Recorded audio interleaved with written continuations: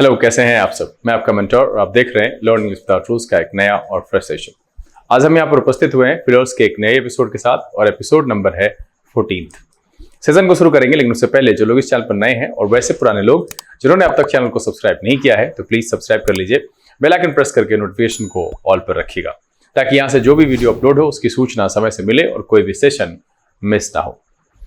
वैसे तो आप लोग लाइक करने में बहुत ही कंजूसी करते हैं। मैं बस ये कारण जानना चाहता हूं कि आखिर ऐसी क्या वजह है जिस वजह से आपको लाइक करने में परेशानी हो रही है। अगर कोई त्रुटि हो, कुछ ऐसी बात हो तो मुझे खुल करके बताइए। अदरवाइज अगर वीडियो पसंद आए तो लाइक जरूर कीजिएगा। आज का सेशन कई मायनों में बहुत इंपॉर्टेंट है, तो शुरू से अंत तक बने रहिएगा। भगा भगा करके नहीं देखिएगा, अपनी सूझबूझ के हिसाब से क्वेश्चन को अटेम्प्ट करने की कोशिश जरूर कीजिएगा। चलिए सेशन की शुरुआत करते हैं।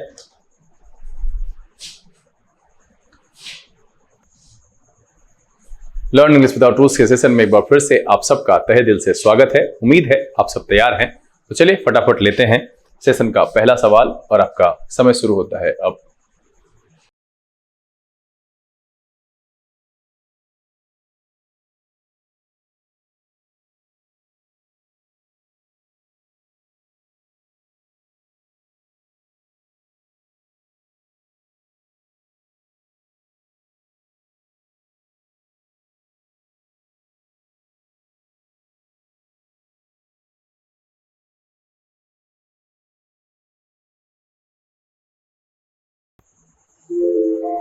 चलिए समय समाप्त हो चुका है और यहां पर देखते हैं सवाल में क्या कह रहा है। उम्मीद है आप सबने इसको सॉल्व कर लिया होगा। कह रहा है till these criminals are brought to dash there is little dash for celebrating Independence Day. अब यहां पर देखिए कि जब भी यहां पर लिटिल लिखा है ना, इसका मतलब नेगेटिव होता है ना, नेगेटिव सेंस आता है। मैंने आपको कई दफा ये बताया है और मुझे बताइएगा जरूर कि आपने क्या इसको पढ़ा है, लिटिल, अ लिटिल और द लिटिल। अगर आप इसमें डिफरेंस बता सकते हैं तो कमेंट में लिख करके बताइएगा जरूर।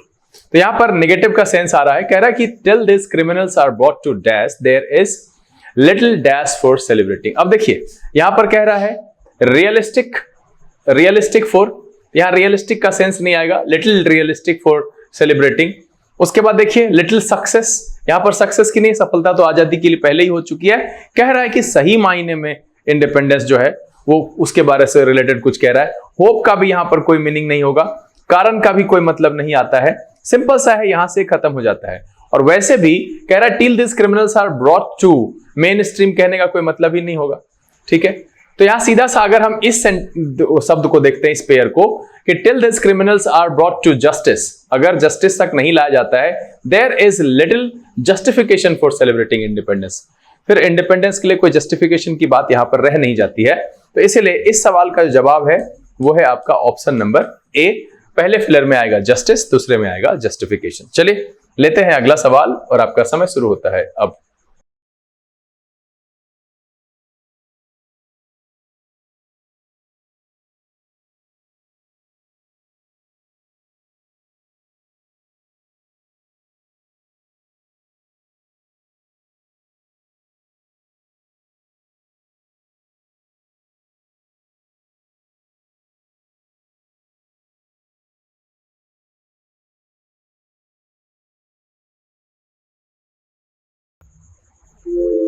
चलिए समय समाप्त हो चुका है।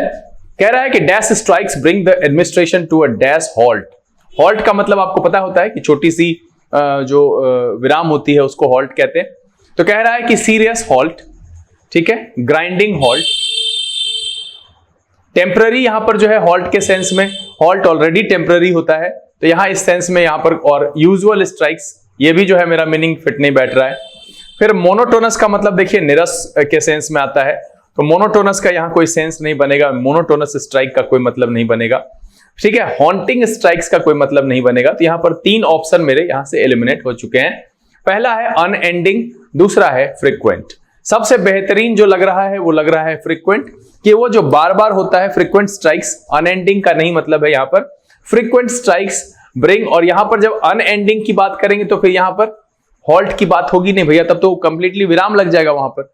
तो इसीलिए ये भी मेरा जो है ये आंसर नहीं होगा और इसीलिए इस सवाल का जवाब होगा वो हो जाएगा ऑप्शन नंबर आपका बी क्या हो जाएगा कि frequent strikes bring the administration to a grinding halt. और ग्राइंडिंग का मतलब क्या होता है, कष्टकारक या कष्टकर, है ना, जो दिक्कत वाला होता है, परेशानी वाला होता है, उसके लिए ग्राइंडिंग शब्द यूज करते हैं। चले लेते हैं अगला सवाल और आपका समय शुरू होता है अब।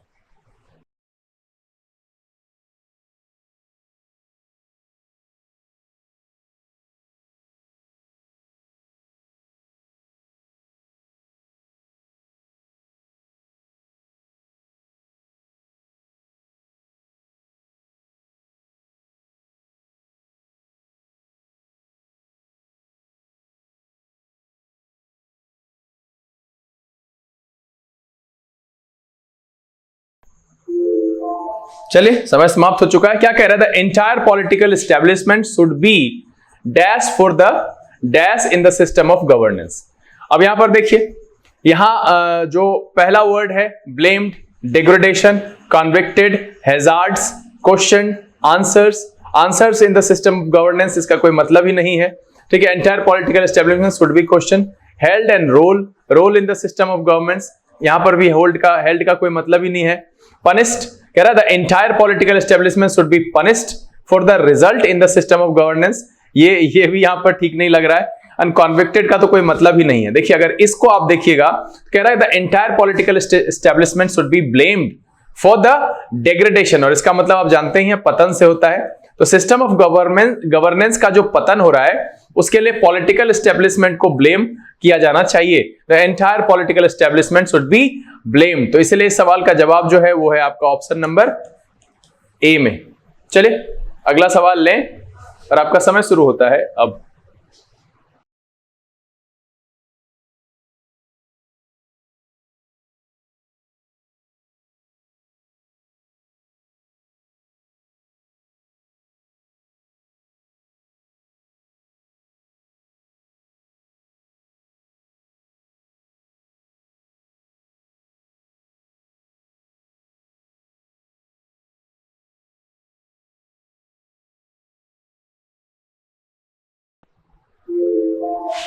चलिए समय समाप्त हो चुका है।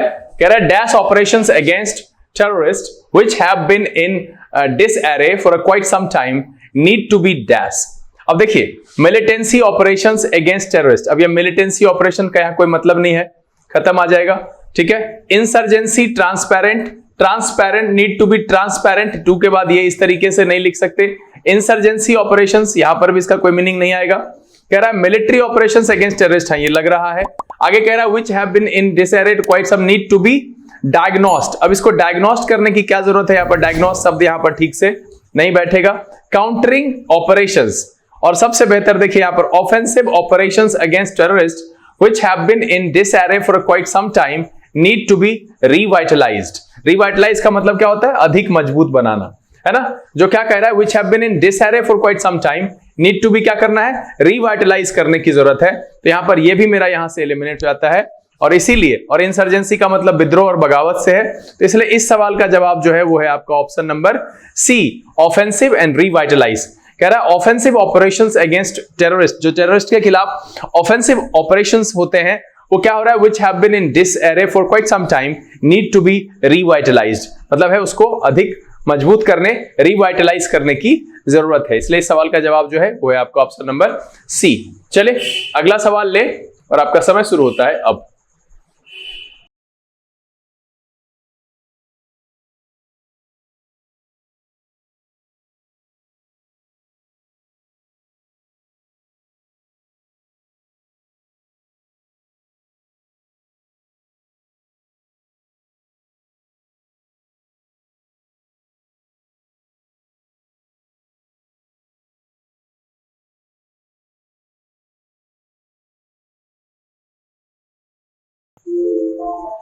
चलिए समय समाप्त हो गया है। कह रहा है since long the basic dash of all human beings has been to dash happiness and peace. अब देखिए यहां टू लगा हुआ है, तो इसके बाद तो ये सीकिंग होगा नहीं, तो यहां से खत्म हो गया। अब कह रहा है कि since long the basic desire of all human beings has been to absorb. अब यहां पर एब्जॉर्ब हैप्पीनेस एंड पीस का कोई मतलब ही नहीं है, डिफाइन का यहां पर कोई मतलब ही नहीं होगा। ठीक है, grow happiness and peace, grow और यहां पर देखिए अटेन। अब मेरे पास दो ऑप्शन बच रहा है, ग्रो बेसिक मोटिव यहां पर हो सकता है, मोटिव एंड ऑब्जेक्टिव दोनों सेम सेम लग रहा है, कहीं ना कहीं साउंड कर रहा है कि हाँ भाई ठीक है हो सकता है। तो इस दोनों ऑप्शन में अगर हम विचार करें तो हम यहां पर देख रहे हैं कि सबसे बेहतर जो since long the basic objective, उद्देश्य जो है of all human beings has been to attain, वो प्राप्त करना रहा है क्या, हैप्पीनेस एंड पीस, इसलिए ये भी मेरा उस मामले में खत्म हो जाता है। तो यहां पर जो इसका सही जवाब है वो है आपका ऑप्शन नंबर ई में, क्या है कि since long the basic objective, तो मोटिव यहां पर नहीं होगा, मोटिव की जगह पर क्या हो जाएगा, ऑब्जेक्टिव यूज करेंगे। उद्देश्य की बात कर रहा है, of all human beings has been to attain happiness, और यहां पर जो ग्रो है उससे बेहतर ऑप्शन, ये मेरा जो दूसरा वाला फिलर का शब्द दे रहा है अटेन, इसलिए इस सवाल का जवाब जो है वो है आपका ऑप्शन नंबर ई। चलिए लेते हैं अगला सवाल और आपका समय शुरू होता है अब।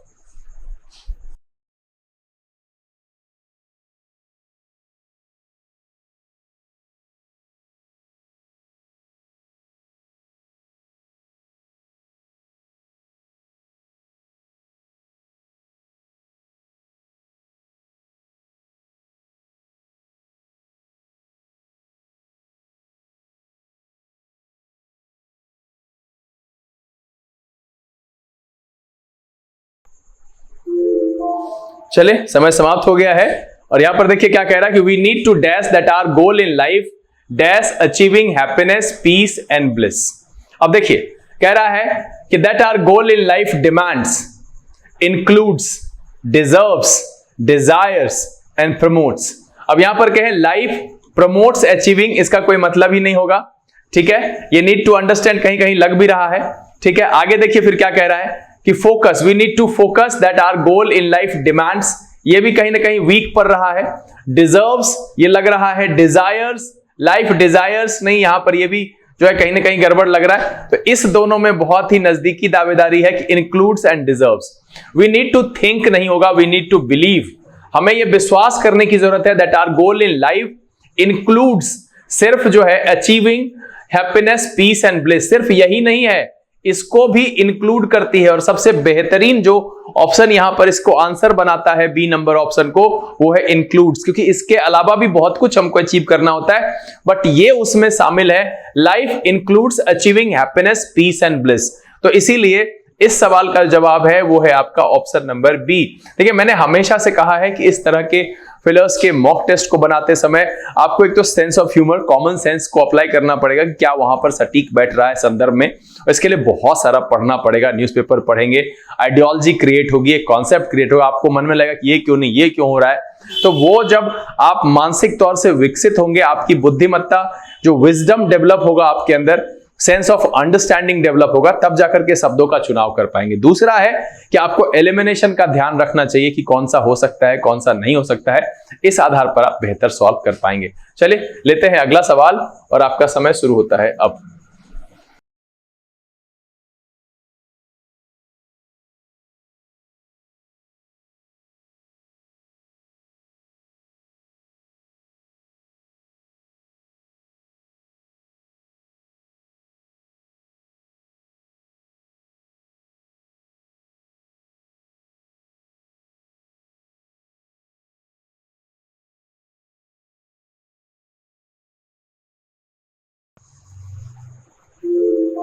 चले समय समाप्त हो गया है। क्या कह रहा है कि if children are the dash of nation they must be given ample dash to grow as responsible citizens. अब देखिए सेवियर्स, चिल्ड्रन आर सेवियर्स, यहां पर सेवियर्स का उस तरीके का मीनिंग नहीं आ रहा है। पहले तो यहां देखिए एम्पल का मतलब होता है पर्याप्त, काफी, प्रचुर, है ना, ये मैंने पहले भी बताया है लेकिन फिर भी मैं यहां पर शामिल कर देता हूं। उसके बाद कह रहा है दूसरा ऑप्शन कि if children are the hope, ये सबसे बेहतरीन लग रहा है कि बच्चे जो होते हैं आशा होते हैं, उम्मीद होते हैं। The nation they must be given ample opportunity, पर्याप्त अपॉर्चुनिटी मिलनी चाहिए, तो यहां पर ये भी जो है वो सही लग रहा है। अब देखिए सिटाडेल का मतलब होता है गढ़ या कोट से, a castle on high ground in और near a city where people could go when the city was being attacked. तो यहां पर सिटाडेल का कोई मतलब ही नहीं है, ठीक है। फ्यूचर हो सकता है बट एम्पल प्रेजेंट का कोई मतलब ही नहीं आएगा, ठीक है। डेस्टिनी हो सकता है बट एग्जाम्पल का कोई मतलब ही नहीं होगा। यहां पर सबसे बेहतर जो लग रहा है वो लग रहा है ये सेवियर से बेहतर कि children are the hope, of the nation they must be given ample opportunity, उसको क्या मिलनी चाहिए, पर्याप्त अपॉर्चुनिटी मिलनी चाहिए। इसलिए इस सवाल का जवाब है वो है आपका ऑप्शन नंबर बी। चलिए अगला लेते हैं और आपका समय शुरू होता है अब।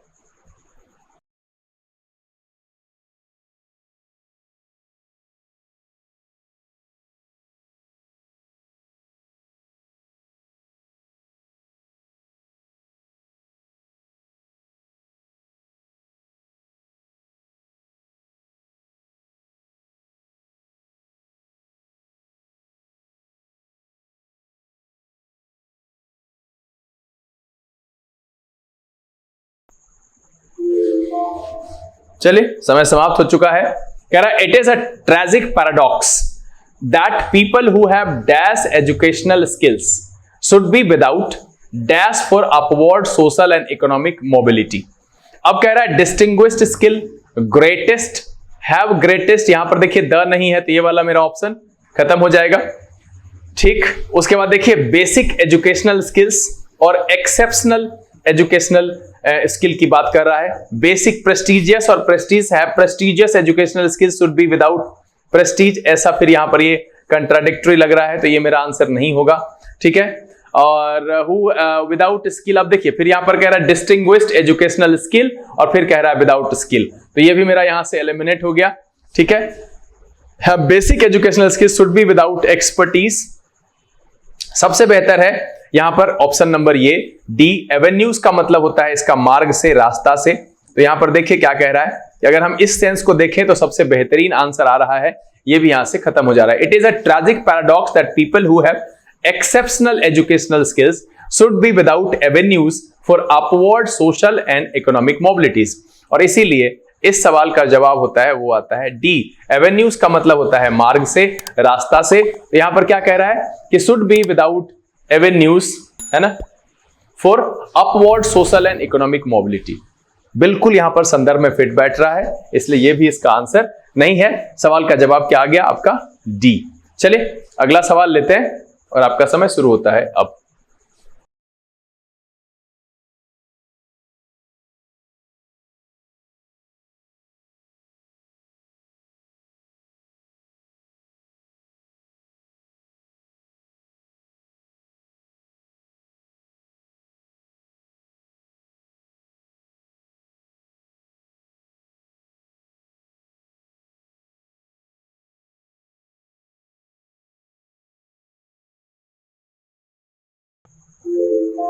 चलिए समय समाप्त हो गया है।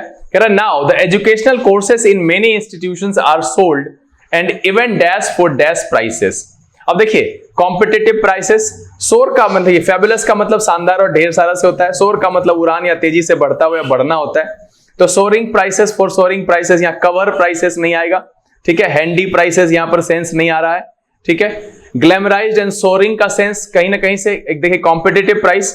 अब यहां पर जब कह रहा है सोल्ड एंड इवन, तो इवन में सबसे बढ़िया है बोली लगाना। ऑक्शन का मतलब क्या होता है, देखिए बेचना मतलब होता है नॉर्मल बेचना, अब जब इवन लगाया इसका मतलब कुछ उससे घटिया तरीके से, घटिया मतलब चूंकि एजुकेशनल जो है कोर्सेज की बात कर रहा है इसलिए मैं घटिया शब्द का इस्तेमाल कर रहा हूं, बट ऑक्शन लगाना वो एक बेचने का बेहतर तरीका होता है। चूंकि यहां पर एजुकेशनल कोर्सेज की बात कर रहे हैं इसलिए मैंने कहा कि उससे घटिया तरीका क्या हो सकता है। कोर्स हम सीधे बेच सकते हैं, वैसे भी ज्ञान बेचा या खरीदा नहीं जाता है, आप जो समय लेते हैं, जो आपको सुविधाएं संस्थान के द्वारा उपलब्ध कराई जाती है वो उसका चार्ज होता है, शिक्षा खरीदा और बेचा नहीं जा सकता है बॉस। तो कह रहा है कि now the educational courses in many institutions are sold and even auction for fabulous prices. Fabulous का मतलब होता है शानदार, ढेर सारा, तो इसीलिए सबसे बेहतर जो ऑप्शन है वो है ऑप्शन वाला, और इसीलिए इस सवाल का जवाब जो है वो है आपका ऑप्शन नंबर ए, कि भैया बेचा ही नहीं जाता है एंड इवन ऑक्शन, उस पर बोली लगाई जाती है, किस चीज के लिए, तो फैबुलस प्राइस के लिए, है ना। चलिए अगला सवाल और आपका समय शुरू होता है अब।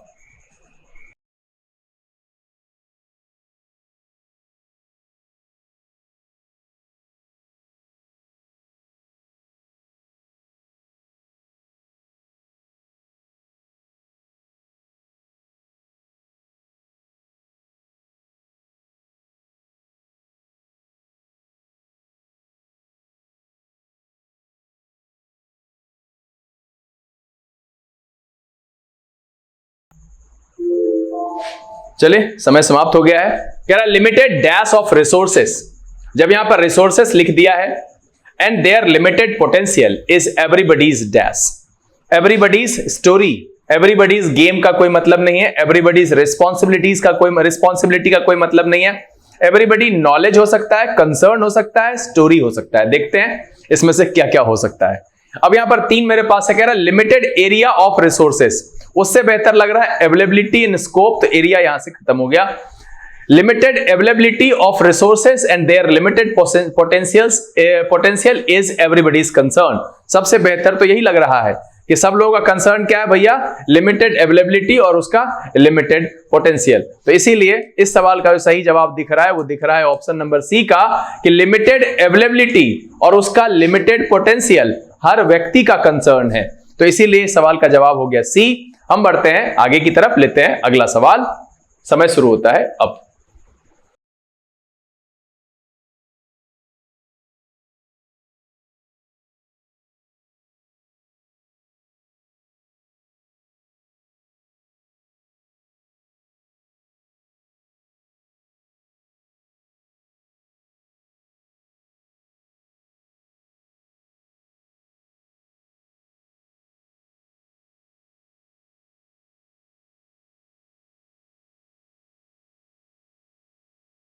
चले समय समाप्त हो गया है। देखिए क्या कह रहा है, the dictator has suggestions that he should dash power and go into exile. Exile का मतलब होता है देश निकाला से, निर्वासन से, ठीक है, देश निकाला से। और यहां देखिए जो रिलिंक्विश है इसका मतलब होता है त्यागने से, ठीक है, छोड़ने से। तो देखते हैं, डिक्टेटर है चैलेंज्ड। अब यहां पर चैलेंज का कोई मतलब नहीं, जब डिक्टेटर है तो भैया चैलेंज की कोई बात ही नहीं, खत्म हो गया। क्वेश्चन यहां पर ये नहीं आ रहा है। Considered and should manage power, जब भैया कंसिडर यहां पर कह रहा है सजेशंस, कंसिडर सजेशंस नहीं, ठीक है। कहता है डायरेक्टर हैज रिजेक्टेड सजेशंस, क्या किया, रिजेक्ट कर दिया सजेशन को, क्या, that he should relinquish power, मतलब पावर त्याग देना चाहिए, एंड गो इनटू एग्जाइल। तो सबसे ज्यादा जो है यहां पर लग रहा है ये मेरा सही आंसर है, इसलिए इस सवाल का जवाब हो जाएगा, वो हो जाएगा ऑप्शन नंबर डी से। हम कैसे समझे कि dictator has rejected suggestion that he should relinquish power and go into exile. यहां पर देखिए यूजर्फ का मतलब होता है कि जगह ले लेना या हड़पने से, रिलिंक्विश का मतलब छोड़ देना या त्याग देने से है, ठीक है, वो मैंने आपको पहले ही बता दिया है, ठीक। तो यहां पर क्या है कि डिक्टेटर हैज रिजेक्टेड सजेशंस, क्या रिजेक्ट कर दिया भैया, सजेशन किस बात का, ही शुड रिलिंक्विश पावर, मतलब पावर को त्याग दे, छोड़ दे और कहां चले जाए, देश निकाला, देश से बाहर चले जाए, उसको उसने रिजेक्ट कर दिया। सबसे सही जो बेहतर मीनिंग दे रहा है वो दे रहा है ऑप्शन नंबर डी, इसलिए सवाल का जवाब क्या है, डी। चलिए अगला सवाल ले और आपका समय शुरू होता है अब।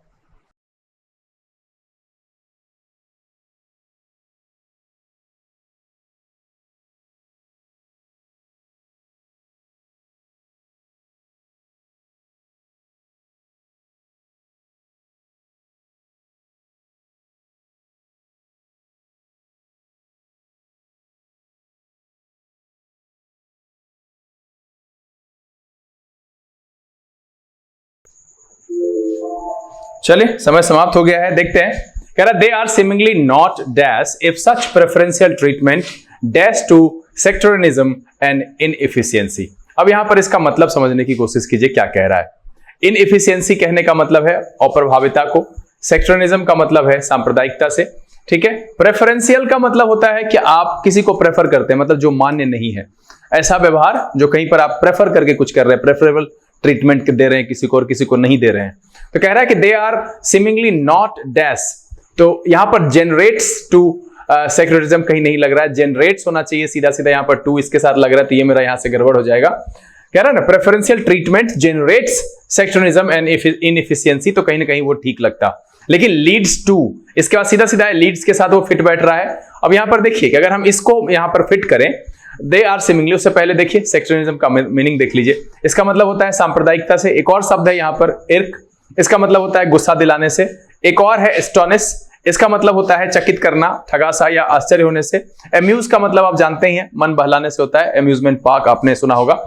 तो यहां पर क्या होता है कि अब यहां सेंस देखिए कि they are similarly not bothered, मतलब है उन्हें इसकी परवाह नहीं है, if such preferential treatment leads to sectarianism and inefficiency, मतलब है कि ऐसा जो मान्य व्यवहार नहीं है वो सांप्रदायिकता और अप्रभाविता, मतलब जो इनएफिशिएंसी है, जो इफिशियंसी नेगेटिव वाली है, उसको अगर वो लीड करता है तो उन्हें इसकी परवाह नहीं है। They are seemingly not bothered, उससे कोई चिंतित दिख नहीं रहे हैं। तो यहां पर सबसे बेहतर है, यहां पर मीट्स टू नहीं होगा, यहां पर गैदर्स टू। एस्टोनिस्ड का यहां पर आश्चर्य से कोई नहीं, एस्टोनिस्ड हो सकता है बट गैदर्स टू का सेंस नहीं आता है, क्वेश्चन टू का सेंस नहीं आता है। सबसे बेहतर जो सेंस आ रहा है मेरा वो आ रहा है बॉदर्ड वाला, कि they are seemingly not bothered if such preferential treatment leads to, और सबसे बेहतर जो ये लीड मेरा दे रहा है ना वो टू, leads to, generates के बाद अगर टू नहीं होता तो ये हो सकता था यहां पर generates sectarianism and inefficiency, तो वो लग सकता था, लेकिन यहां पर leads to sectarianism है ना एंड इनएफिशिएंसी, इसलिए इस सवाल का जवाब हो जाएगा, वो हो जाएगा आपका ऑप्शन नंबर बी। देखिए कुछ कुछ ऐसे सेंटेंस होते हैं जहां पर थोड़ी मीनिंग आपको समझने में परेशानी होगी, तो आप एलिमिनेट नहीं कर पाएंगे, सेंस नहीं लगा पाएंगे। तो एक दो सवाल जाता है तो चिंता करने की जरूरत नहीं है, वो धीरे धीरे आप वो भी करने लगेंगे। समय लगे तो वीडियो को पॉज कर लीजिए, सोच करके बनाइए, जरूरी नहीं कि आप 30 सेकंड में नहीं सॉल्व कर पाए तो सर के साथ ही चलना है। धीरे धीरे आपकी भी कैपेसिटी बढ़ेगी, आप भी समय सीमा के अंदर बना पाएंगे, तो परेशान नहीं होना है। चलिए लेते हैं अगला सवाल और आपका समय शुरू होता है अब।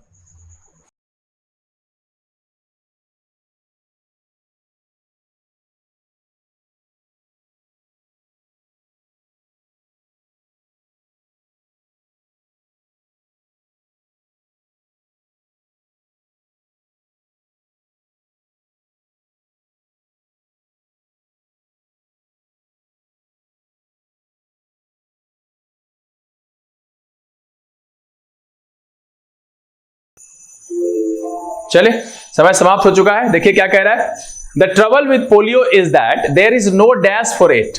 अब यहां पर क्या कह रहा है, देयर इज नो। अब यहां पर मेरा जो ऑप्शन दिख रहा है वो रेमेडी दिख रहा है, ट्रीटमेंट दिख रहा है, क्योर दिख रहा है, वैक्सीनेशन दिख रहा है, मेडिकेशन दिख रहा है। मेरा सबका सब कहीं ना कहीं से लग रहा है कि ठीक है। आगे देखते हैं, for it and it can only be dash through immunisation. अब यहां पर क्या कह रहा है कि डिटेक्टेड, यहां कोई मतलब ही नहीं है, हील्ड कोई घाव का सेंस यहां पर है नहीं, ऑपरेटेड का कोई सेंस है नहीं, डायग्नोज्ड एंड प्रिवेंटेड, तो भैया जब कोई क्योर नहीं है तो उसको रोका जा सकता था, किससे, इम्यूनाइजेशन से। तो ये भी मेरा यहां से खत्म हो गया। सबसे बेहतर जो ऑप्शन आ रहा है वो आ रहा है मेरा ऑप्शन नंबर सी, कि the trouble with polio is that there is no cure for it and it can only be prevented through immunisation. तो इसलिए इस सवाल का जवाब जो है वो है आपका ऑप्शन नंबर सी। देखिए मैंने क्या किया, एक तरफ से सारे शब्द को देखा, पहला वाला सब कहीं ना कहीं किसी न किसी संदर्भ में ठीक लग रहा था, लेकिन सेकंड वाले ऑप्शन में हमको खुद से एलिमिनेट होने लगा, भैया ये फिट नहीं बैठेगा, ये फिट नहीं बैठेगा, और लास्ट में आंसर आ गया।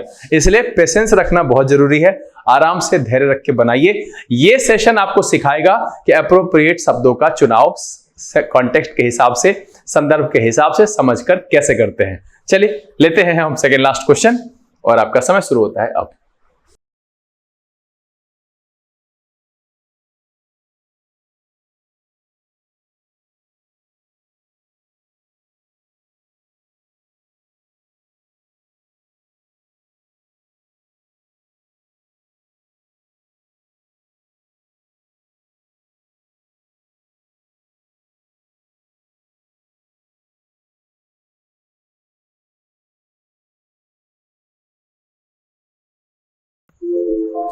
चलिए समय समाप्त हो चुका है। कह रहा है in recent years banks have been dash in extending loans to small farmers as its dash becomes uncertain.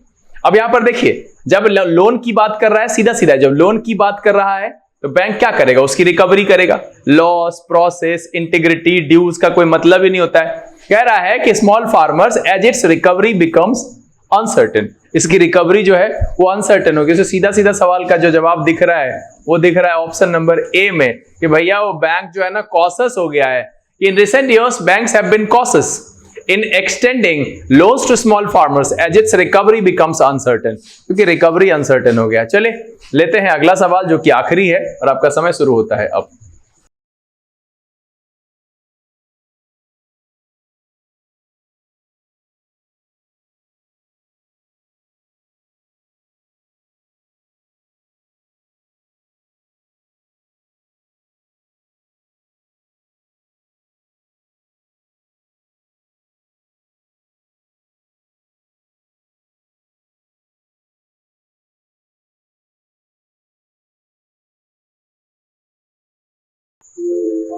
चलिए समय समाप्त हो चुका है। कह रहा है war hysteria may dash to a chain reaction which will eventually dash world in an unprecedented holocaust. अब देखिए यहाँ पर होलोकॉस्ट का मीनिंग मैंने आपको बताया है OWS के सेशन में, और इसलिए मैं कहता हूं कि OWS का सेशन भी बहुत इंपॉर्टेंट होता है। आप ये मत देखिए कि वन वर्ड सब्स्टिट्यूशन कहां पूछा जाता है, आप ये देखो कि उस सेशन में मैं आपको बता क्या रहा हूं, इंपॉर्टेंट वर्ड्स, तो वो उस हिसाब से पढ़िए आप। देखिए आ गया यहाँ पर होलोकॉस्ट, अगर आपने पढ़ रखा है तो आपको पता चल गया होगा। वैसे भी जो यहां पर कह रहा है ना, हिस्टीरिया का मतलब होता है उन्माद, एग्रेशन। तो आप जानते ही हैं कि छोटी सी चिंगारी जो है वो किसी भी बवंडर को भड़का सकती है। फर्स्ट वर्ल्ड वॉर की कहानी आपको पता ही है, सेकेंड वर्ल्ड वॉर की कहानी पता ही है। ये हुआ कुछ नहीं था, धीरे धीरे धीरे धीरे धीरे सुलगते सुलगते पूरा वर्ल्ड जो है वो जलने लगा। तो वही यहां पर कह रहा, चलिए पहले कुछ वर्ड देख लेते हैं। पहला है हिस्टीरिया का मतलब होता है उन्माद से, अनप्रेसिडेंटेड का मतलब होता है अभूतपूर्व, अनोखा से, होलोकॉस्ट का मतलब सर्वनाश और विध्वंस से, रिजर्व का मतलब होता है कि जगह ले लेना, हड़पना, डिवोर का मतलब होता है खा जाना या बर्बाद करने से। देखिए यहाँ पर ऑप्शन में जो है यहाँ पर है, ठीक है। उसर का मतलब होता है मेहमान और परिचय करवाना, ये भी मैंने आपको बताया था, ठीक है।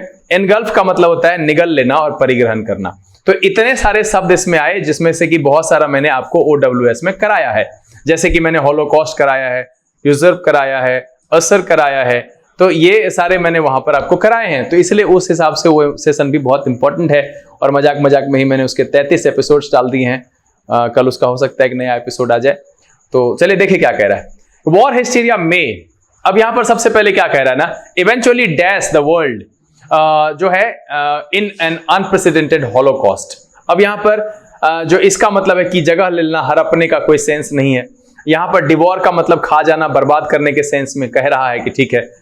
इवेंचुअली फ्लेम द वर्ल्ड, ये सेंस में इग्नाइट, में लीड। सबसे अच्छा है कि वॉर हिस्टीरिया में लीड, वो उसको लीड कर सकता है कहां के लिए, to chain reaction which will eventually engulf. Engulf का मतलब होता है निगल लेना, जो क्या करे, निगल ले the world in an unprecedented Holocaust. Holocaust का मतलब एक सर्वनाश, और वो आग से जो विध्वंस होता है उस बात के लिए विशेष करके होलोकॉस्ट शब्द का यूज करते हैं।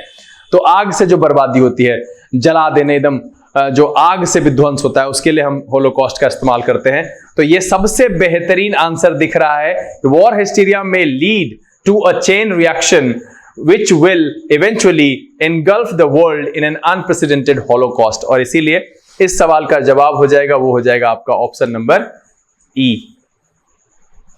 उम्मीद है कि आपने इस सेशन को एंजॉय किया होगा और ये ज्यादा कठिन नहीं लगा होगा। आपने सभी सवाल अटेम्प्ट किए होंगे और अधिकांश के आंसर आपके सही रहे होंगे। मैं बार बार कहता हूं, फिर से कह रहा हूं कि अपने द्वारा प्राप्त किए गए अंक को कमेंट बॉक्स में लिखिए जरूर। भले ही 5 हो, 7 हो, 10 हो, उससे कोई फर्क नहीं पड़ता है। आप लिखेंगे तो मुझे समझ में आता है कि आपकी पहुंच कितनी तक हो रही है। मैं ये मॉक टेस्ट इसलिए लेकर के आ रहा हूं क्योंकि इस तरह के सवाल SSC, CHSL, CGL, stenography, bank, PO, clerk सब जगह पूछा जाता है, और ये आपकी एक जो अंडरस्टैंडिंग है उसको डेवलप करने का काम करता है कि हम किस जगह पर कौन से शब्द का चुनाव करें।